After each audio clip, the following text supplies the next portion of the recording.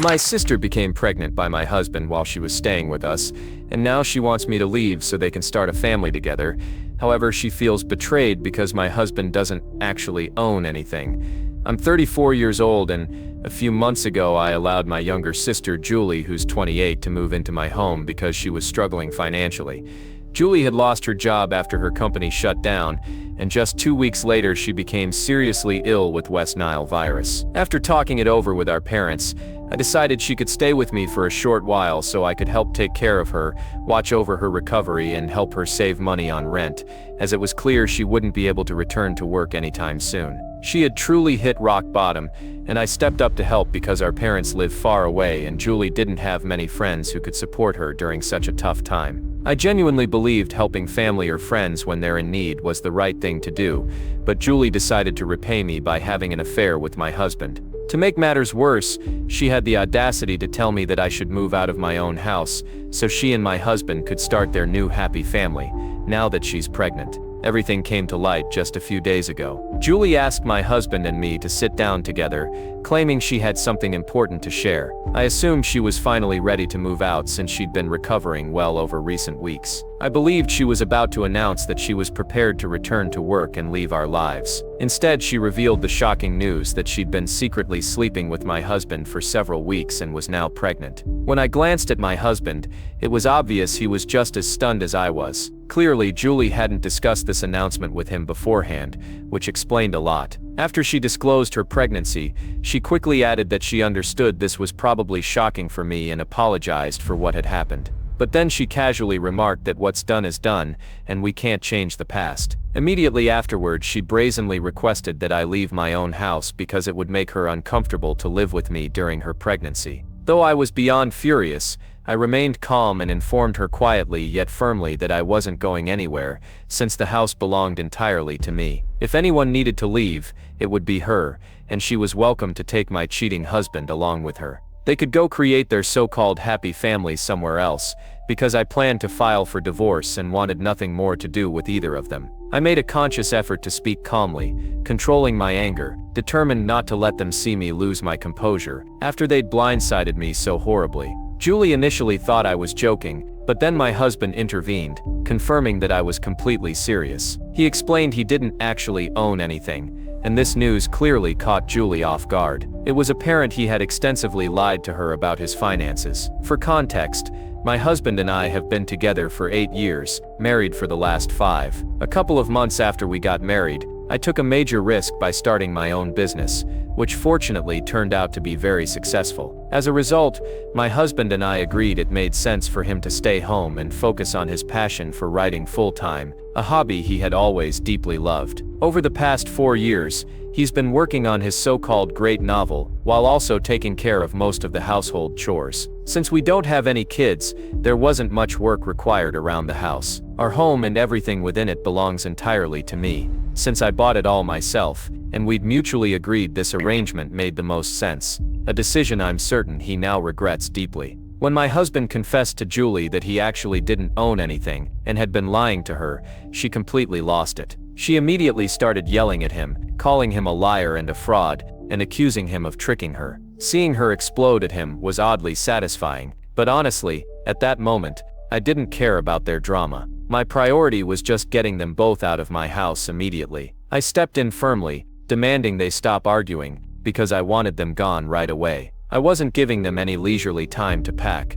I simply wanted them out of my sight as fast as possible. My husband, to his credit, realized there was no point trying to talk his way out of this. He knew exactly how much I value my dignity and self-respect, and he understood very well I'd never forgive infidelity. Without further argument, he quietly walked to our bedroom and started packing his belongings. Julie, however, dropped onto her knees and began desperately begging for forgiveness. She pleaded that she would do absolutely anything to fix the situation, claiming she needed a place to stay and couldn't possibly be kicked out now, especially considering she was pregnant with my nephew. Hearing her mention family filled me with rage. I grabbed her by the arm, roughly pulled her up from the floor, and forcibly pushed her out the door. Yes, I was harsh, but at that moment, I genuinely didn't care. My anger consumed me, especially because she dared call us family after she'd willingly slept with my husband. She remained on the porch, crying and begging, but but I slammed the door shut. Then I marched straight into the guest room, hastily threw her belongings into suitcases,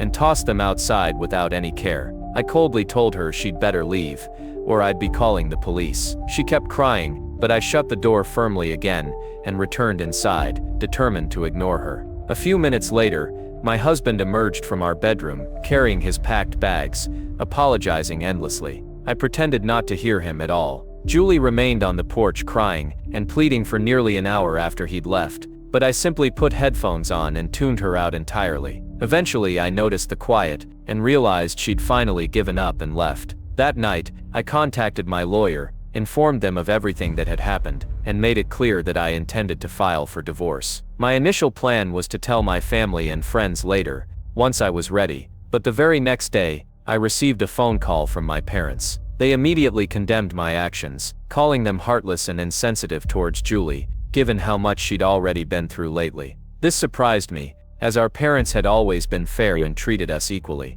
It's not as though Julie had ever been their favorite, but suddenly they were fiercely defending her, which didn't sit well with me. My parents explained they knew Julie was pregnant, and argued that I couldn't possibly kick her out in such a vulnerable state, especially considering she was still recovering from a serious illness, and currently between jobs. They insisted it would take considerable time for her to get back on her feet, and that she didn't have anyone else who could care for her, as well as I could. Her friends were all struggling financially themselves, dealing with their own jobs and families, and couldn't support her. According to my parents, as her sister, forgiving her foolishness and standing by her was the least I could do. Moreover, they reminded me that it was actually my husband who had seduced Julie, not the other way around. They revealed he had convinced her he was responsible for our financial success, and had portrayed himself as a successful novelist and screenwriter, who simply preferred to remain anonymous. Julie, being naive, fell entirely for his lies,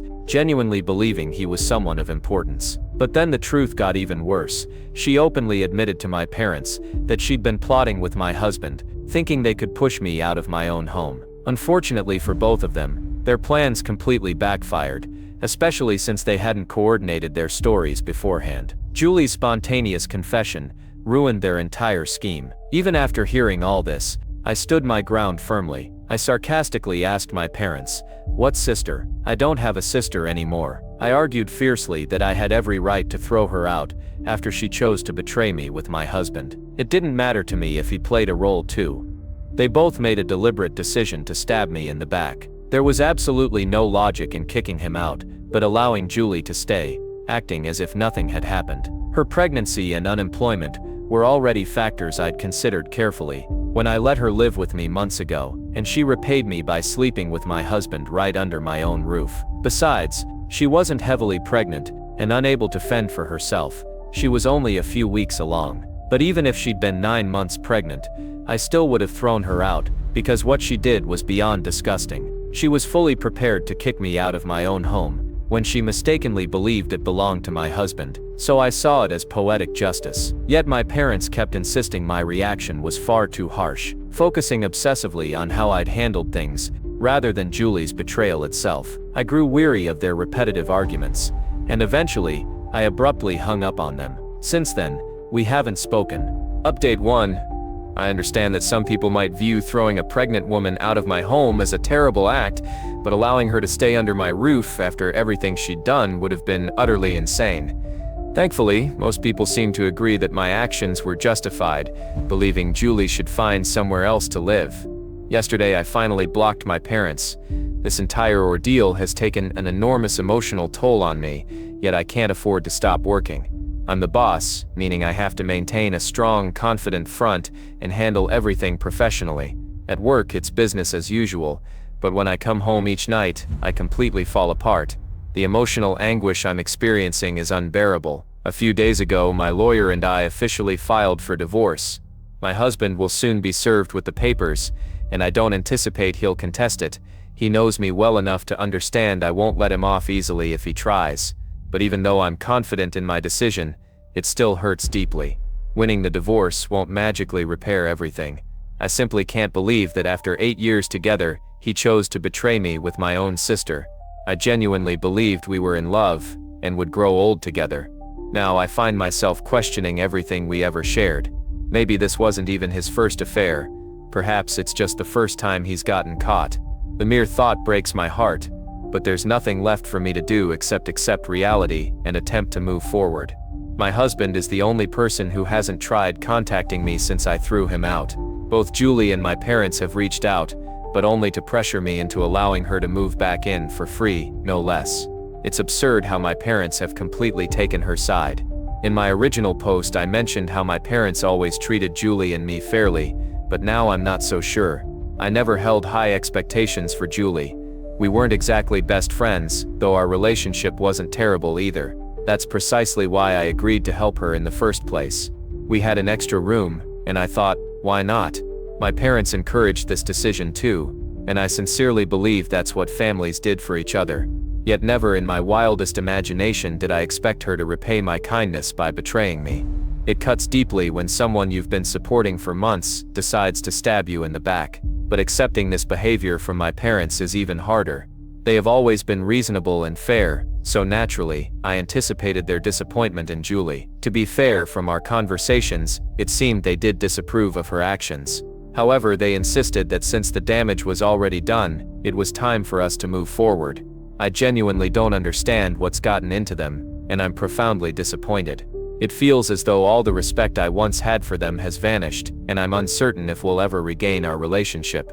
Emotionally, I'm completely drained, and mentally, my only refuge has become my work. My personal life has utterly fallen apart. I haven't even shared this news with my closest friends yet, though I know I'll eventually have to. My husband and I share many mutual friends, and I'd rather they hear the truth directly from me than rely on whatever story he might concoct. At this point, I truly don't know what to expect from anyone anymore. Right now, I'm prioritizing two things above all else: ensuring that my business remains stable and handling the divorce proceedings carefully. I remain confident my husband won't contest the divorce. I've been entirely fair with the terms. However, there's always a chance something unexpected could happen, so I'm preparing all the necessary documentation just in case. Beyond that, I'm desperately trying to keep my mind clear. Spiraling out of control is the last thing I need right now. Sharing my feelings here has been incredibly therapeutic. I'm deeply grateful to everyone who's reached out, commented, and offered their support. It means far more to me than words can express. Update 2. As I had expected, my husband did not contest the divorce. He sent me a text message confirming the terms were fair.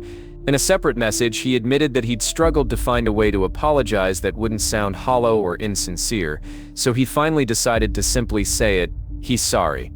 He explained that he had lied to Julie because he wanted to impress her. He'd been feeling deeply inadequate about not owning anything, relying entirely on me financially, and having no children, which left him feeling purposeless. His novel wasn't progressing, and he believed he'd wasted 4 years on a project that was going nowhere. That frustration eventually turned into depression, but he couldn't even admit it to himself, let alone discuss it with me.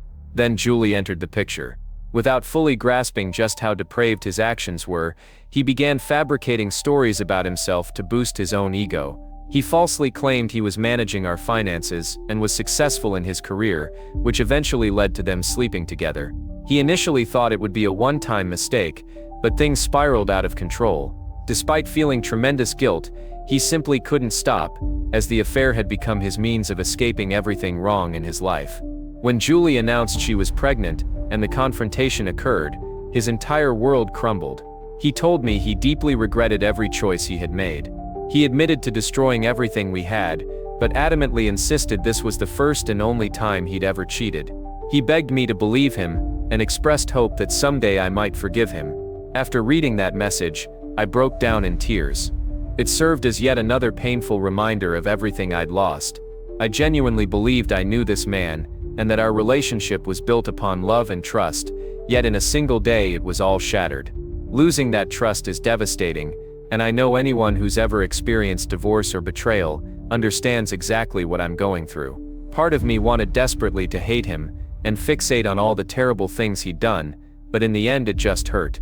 I was furious at myself for crying over his message, but after releasing those tears, I finally found the strength to block him. I didn't reply. He didn't deserve my response, especially now when the wounds were still so fresh.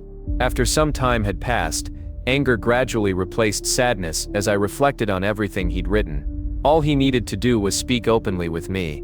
Not once had I made him feel ashamed about his decision to stay home and focus on his writing. I'm not particularly creative myself, nor have I ever been passionate about writing, except perhaps now, when it's the only way I can truly express my emotions.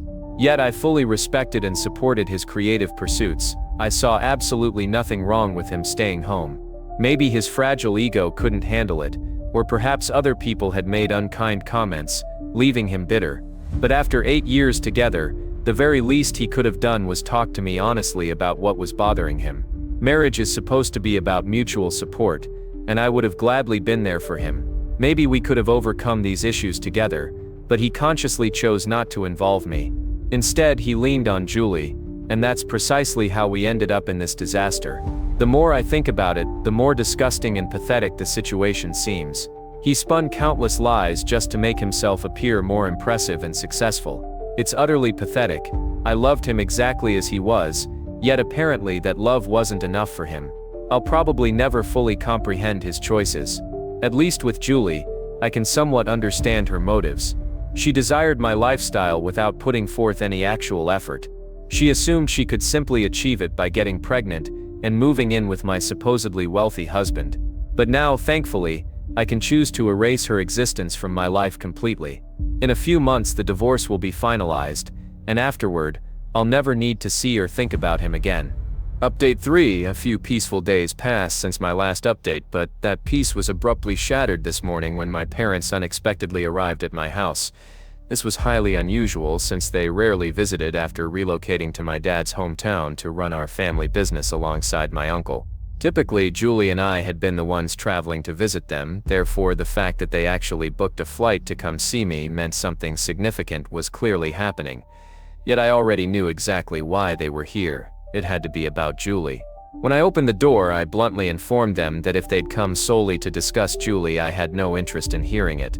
There's only one Sunday each week and I wasn't about to waste mine rehashing a conversation I'd already had multiple times. I'd said everything I needed and then some and had absolutely nothing left to discuss regarding this situation. I told them clearly they could only come inside if they apologized to me first. Their choices were straightforward, either apologize or leave. I drew a firm boundary right from the start.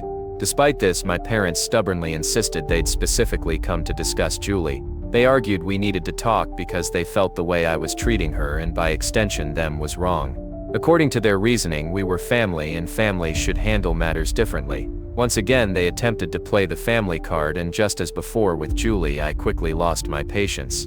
This was absolutely not how families should treat one another, or at least not the kind of family I wanted to be part of. I sarcastically admitted they were right about one thing in this family: we certainly handle things differently. After all, my sister sleeps with my husband and I throw her out of my house. That's definitely unique. I laid it all out bluntly for them, and though they tried to stammer and interject arguments, I refused to let them speak. I relentlessly steamrolled through every single argument they tried to raise. By the time I finished my tirade, my mother was in tears. But they were standing on my turf and I felt justified saying whatever I wanted, particularly since they chose to disturb me this morning. This entire conversation should have been directed toward Julie, the one who actually betrayed me. Instead, they came to lecture me. Once I finished yelling, my mother was sobbing uncontrollably, prompting my father to angrily declare he never wanted to speak to me again. He told me I was a terrible daughter for making my own mother cry, the very woman who gave birth to me. But frankly, I didn't care at all. They could think I was heartless or insane if they wanted. I knew I wasn't, and that was enough for me. If anyone was behaving irrationally, it was clearly them, Julie, or perhaps all three of them. Update 4. It's been about a month since my previous update and I've had no contact with anyone in my family, not Julie, and certainly not my parents. The only information I've learned through other people is that my parents have been sending Julie money. Regarding my soon-to-be ex-husband, I've heard from mutual acquaintances that he's currently living with his parents, and after our divorce is finalized, he plans to relocate to another state. And before anyone asks, I have absolutely no idea what his intentions are regarding his unborn child. At this point, most of our mutual friends know exactly what happened, and the majority have already started distancing themselves from him. A few people remain neutral, intentionally avoiding involvement altogether. As for me, my life is gradually returning to some semblance of normalcy. Right now I'm fully committed to protecting my emotional well-being at all costs. I wouldn't necessarily describe myself as happy yet, but I've finally found a sense of calm, which is a major improvement compared to how I felt last month. Step by step, I firmly believe I'll find happiness again. After all, every bad situation eventually ends. Update 5. This update is fairly recent, and some new developments have surfaced that you might want to know.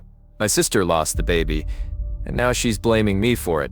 According to her, the stress I caused led to her miscarriage, and unsurprisingly, my parents have joined her on this crusade, echoing her claims and turning even more bitter toward me. The silver lining is that they haven't contacted me directly. All of this has come from so-called neutral people, mutual acquaintances who claim they're not choosing sides, yet somehow manage to accuse me of causing the death of a baby out of pride. It's ironic, honestly. None of these people who are quick to judge have taken Julie into their homes, not one of them. So using their logic, aren't they just as guilty as I supposedly am? If my sister truly cared about her pregnancy, she shouldn't have been sleeping with someone else's husband, especially not her own sister's, and at the very least she could have used protection. Nothing about this situation is normal, but when accusations come from people who think this irrationally, it's honestly not worth my time or energy to argue with them. Update 6. A few hours ago, my ex-husband reached out to me. You won't believe what he had to say. No, he didn't try to win me back, thankfully. Truthfully, we haven't ended things on horrible terms, relatively speaking, which is why I even responded in the first place. He acknowledged he was completely in the wrong and, to his credit, has made the divorce process as smooth as possible. I don't hold a grudge against him, not because he deserves my forgiveness, but because I refuse to waste energy being angry. No cheater is worth that. But what he told me, that was something else entirely. He confirmed that Julie was never actually pregnant. He said he wanted me to know the truth, especially after hearing about the rumors and accusations circulating around me. Apparently, he's been telling people the same thing, that she lied. According to him, he had repeatedly asked her to show some proof of the pregnancy, and even offered to accompany her to doctor's appointments multiple times, but she always avoided the conversation or gave vague excuses. Eventually, she told him she'd lost the baby. When he asked for documentation or any kind of evidence, she couldn't provide anything, not a medical record, not a doctor's note, not even a text from a clinic. He even spoke with my parents, and unsurprisingly, they didn't have any proof either. There's no record of her ever being pregnant, no confirmation. One day she was supposedly pregnant, and the next, she simply declared she'd had a miscarriage. That was it. So now every accusation aimed at me, blaming me for making her lose the baby, means absolutely nothing. It was all based on a lie, and while part of me felt vindicated, another part just felt empty. My parents have tried to reach out again, probably to make peace now that they know they're not going to be grandparents. They've even cut off financial support to Julie. But honestly, it's far too late. I don't care what they do with her now. What I needed was their support when I was betrayed. That's what any decent parent would have done. So no, reconciliation isn't happening. Not with my sister, not with my parents. They made their choices. In the end, Julie lost a sister, a home and a helping hand, all because she chose to sleep with my husband and fake a pregnancy. My parents lost a daughter because they chose to stand behind a lie instead of the truth. Honestly, I think the three of them should go to Vegas and try their luck there. Maybe gambling will work out better for them than family ever did. Final reflection: it's been a long emotional road, and while I know I'm not completely healed yet, I can at least say I've reclaimed a sense of peace. Not happiness, at least not yet, but peace. That's something. Right now, my focus is on protecting that peace at all costs. I've been spending time working through everything I've felt: betrayal, heartbreak, confusion, and rage. And it hasn't been easy. The betrayal wasn't just about losing a husband, it was about losing the people I thought were my family. My sister didn't just sleep with my husband, she tried to take my life and everything I'd built for myself. She wanted the comfort, the home, the illusion of success, all without doing the work. My parents didn't just defend her, they turned their backs on me when I needed them most, and not just once. Over and over they chose her version of the story. They ignored the truth even when it was staring them in the face. People talk about forgiveness like it's some magical solution to everything. Like saying "I forgive you" will undo the betrayal, but I don't believe that anymore. Some things can't and shouldn't be forgiven, especially when the other person isn't even sorry in the first place, or when their apology only comes after they've been exposed. Julie's tears weren't for me, they were for herself, for the life she thought she was going to get. And when that life crumbled, she tried to make me feel guilty. She faked a pregnancy, lied to everyone, manipulated my parents, tried to paint me as the villain because I wouldn't let her live in my house after everything she'd done, and my parents, they enabled it. They allowed themselves to be manipulated. Yes, but they also made a conscious choice to ignore my pain. I don't care how sorry they are now, I needed them when everything fell apart. Instead they attacked me, called me heartless, and chose Julie. That choice has consequences. What gives me strength now is knowing that I stood my ground. I didn't let them gaslight me into accepting less than I deserve. I didn't let guilt overtake my self-respect. I chose myself, and in doing so, I saved myself, and I'm proud of that. The divorce will be finalized soon. My ex is still living with his parents for now. I've heard through friends that he plans to relocate and try to start over. That's fine by me. He's someone else's problem now. As far as I'm concerned, he's already gone from my life. Julie, too. She's no longer my sister in any real sense. She lost that title the moment she decided my marriage meant less than her fantasies of wealth and comfort. As for my parents, if they ever want to be part of my life again, it's going to take more than empty apologies. It'll take time, honesty and accountability, things they've yet to show. But truthfully, I'm not holding my breath. I've already grieved the loss of that relationship. Now I'm slowly rebuilding.